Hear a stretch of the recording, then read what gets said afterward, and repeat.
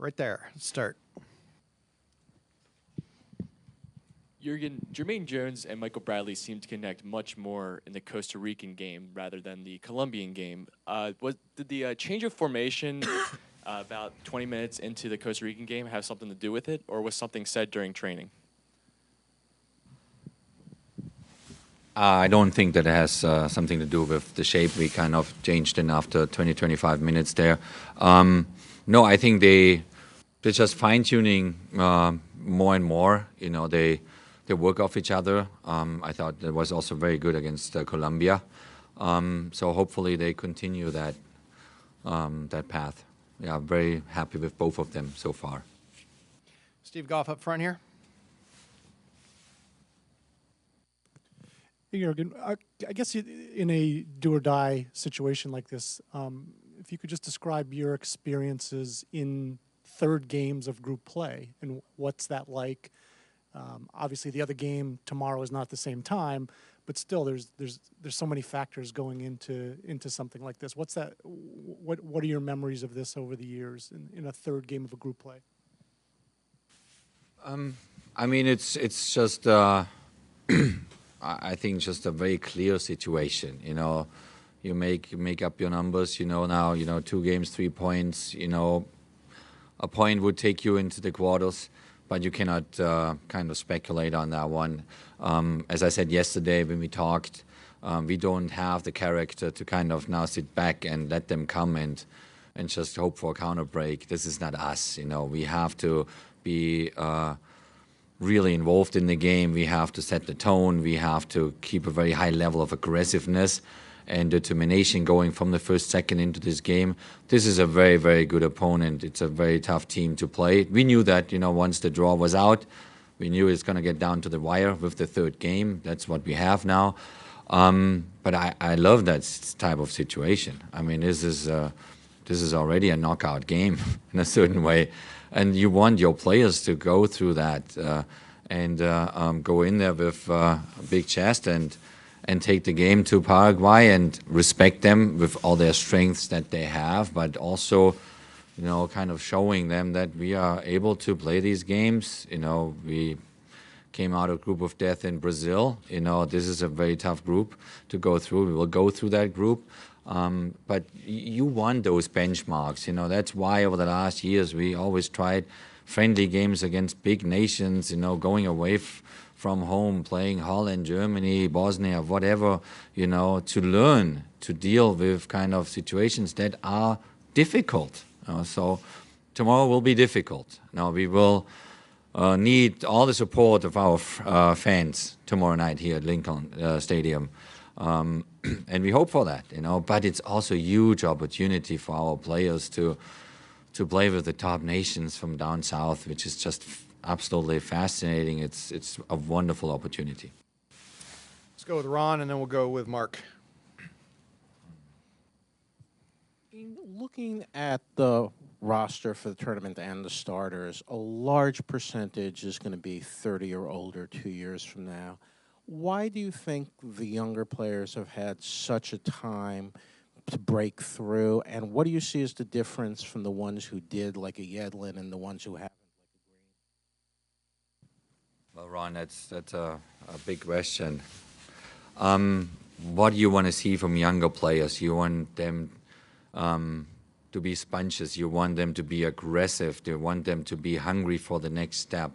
You want them to have a bite that takes them to the next level, you know, and we struggle traditionally with our 18 to 23, 24-year-old generation, you know. I think DeAndre is an exception, you know. Bobby fought his way through now, you know, John Brooks fought his way through now, but we need more. We need more. We struggle. I said that clearly, you know, after we kind of step by step introduced Christian Pulisic. Who would have given Christian Pulisic here a chance as a 17-year-old to play? We need to give them more support. They also have to help themselves more. But, you know, you need to, if you don't give younger players a chance, how do you want them to break through? You know, here in the US, you call a younger player a rookie at the age of 22. Well, in at 22 in Europe, if you're not broken through yet, you're done. They move you down to the third or fourth level. So I think it's a lot of pieces play into that question, a lot of pieces. But in general, you got to give them more belief. You got to give them more opportunities. You got to let them make mistakes, which they did a couple of mistakes last year in the Gold Cup, and stick to them, help them, we wait for the next ones. Ventura Alvarado is not forgotten, but he didn't break through with Club America. He's highly talented. Other ones are there, but talent, we always tell them, talent is not even 50% of what you got to do. The other 50% are more important than your talent, is what you make out of it. So it's a challenging question, Ron. Mark, right up front here. Oh, you can go with Michael. We'll go with Michael and then Mark. Okay. Hey, Jurgen, you talked about setting a tone. Teams in this tournament that have scored first have an 11-0-1 record. You talk about the contrast of you scoring first and as opposed to chasing the game if Paraguay does.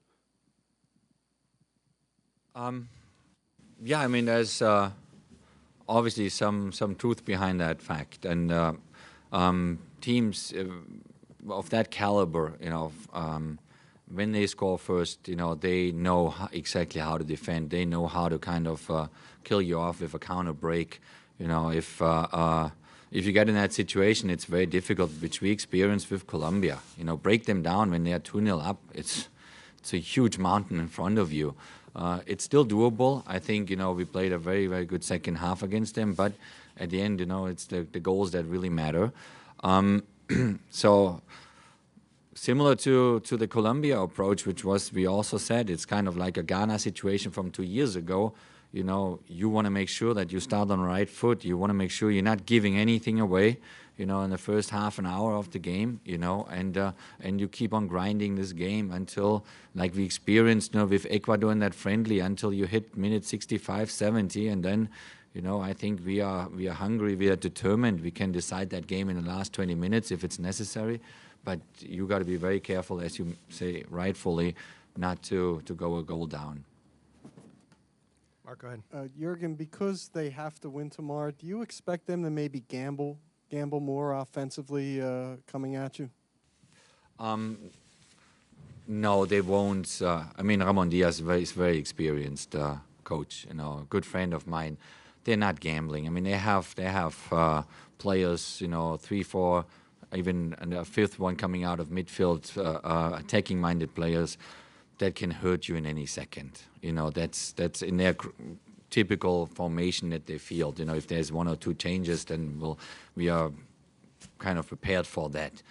So they will come out and they will take the game to us as well. They want to badly win this game. It's everything to play for tomorrow. It's a whole 90 minutes plus, where both teams will go at each other. So they deserve a lot of respect from our end. But definitely we don't fear them. We know that we are in the driver's seat. We're gonna do everything possible to get in the quarters now. As we have to get you guys into the mix zone, last one's going to go to Doug in the middle there, right in the middle.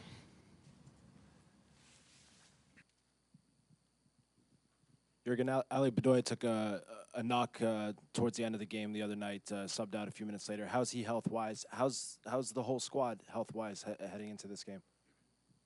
The whole squad is ready to rock it tomorrow night here in Philadelphia. So hopefully the fans are ready too and help us in that big task.